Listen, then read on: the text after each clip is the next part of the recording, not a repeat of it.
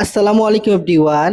আজকে আপনাদেরকে শিখাবো কিভাবে আপনারা শপবিজ রিসেলার প্লেস থেকে সঠিক নিয়মে একটা প্রোডাক্ট অর্ডার করবেন। তো এখান থেকে সর্বপ্রথম শপবিজ বিডি অ্যাপসের মধ্যে চলে আসবেন। আসার পরে আপনি যেই প্রোডাক্টটা শপবিজ রিসেলার প্লেস থেকে অর্ডার করতে চান, সর্বপ্রথম ওই প্রোডাক্টটাকে আপনি এখান থেকে খুঁজে নেবেন। তো আমি এখান থেকে একটা প্রোডাক্টের মধ্যে ক্লিক করব। তো প্রোডাক্টের মধ্যে ক্লিক করার পরে দেখেন মেয়েদের কত সুন্দর একটা থ্রি পিস।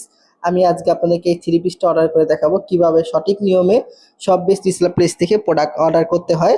তো আমি একটু নিচের দিকে আসবো। আসার পরে দেখেন এই প্রোডাক্টটার পাইকারি মূল্য দেওয়া আছে 900 টাকা। আর এই প্রোডাক্টটা আমরা সর্বোচ্চ কাস্টমারের কাছে বিক্রি করতে পারবো 1300 টাকা। তো প্রোডাক্ট সেল করার জন্য সর্বপ্রথম এখানে দেখেন সাইজ দেওয়া আছে। এখানে তিনটা সাইজ আছে, এম, এল, এক্সেল। তো আপনি অবশ্যই কাস্টমারকে জিজ্ঞাসা করে দিবেন যে কোন সাইজটা লাগবে। আমি এখান থেকে এম সাইজটা সিলেক্ট করব। আপনার কাস্টমার যদি এম সাইজ লাগে আপনি এম সাইজটা ক্লিক করবেন, যদি এল সাইজ লাগে আপনি এল সাইজ ক্লিক করবেন। এখানে দেখেন পরিমাণ বা পিস, আপনি কত পিস নেবেন। তো আমি এখান থেকে পরিমাণ দেবো 1 পিস। তো আপনার যে কত পিস লাগবে আপনি এখানে পরিমাণটা সেল করবেন। তো পরিমাণ দেওয়ার পরে দেখেন এখানে বলতেছে যে বিক্রয় মূল্য, প্রোডাক্টের পাইকারি মূল্য হচ্ছে 900 টাকা। আপনি আপনার কাস্টমারের কাছে কত টাকা বিক্রি করেছেন এখানে আপনাকে বিক্রয় মূল্য দিতে বলতেছে। তো আমি বিক্রয় মূল্য দিব 1300 টাকা।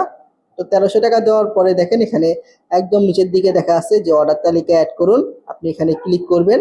এখানে ক্লিক করার পরে একদম নিচের দিকে অর্ডার করুন নামে একটা অপশন আছে। আপনি এখান থেকে অর্ডার করুনের মধ্যে ক্লিক করবেন। করার পরে আপনি যদি নতুন সেলার হয়ে থাকেন অবশ্যই কিন্তু প্রথম 2টা অর্ডার ডেলিভারি চার্জ আপনাকে অর্ডার করতে হবে, আগে দিতে হবে। তারপর থেকে ফুল ক্যাশ অন ডেলিভারি থেকে আপনি কিন্তু প্রোডাক্ট অর্ডার করতে পারবেন আপনার কাস্টমারের জন্য। একদম নিচের দিকে দেখেন এই যে হারাজি নামে একটা অপশন আছে, আপনি এখানে ক্লিক করবেন।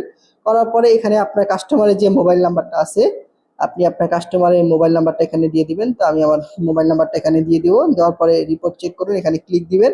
দেওয়ার পরে একদম নিচের দিকে দেখেন এই যে অর্ডার করুন অপশন আছে, আপনি এখানে ক্লিক করবেন।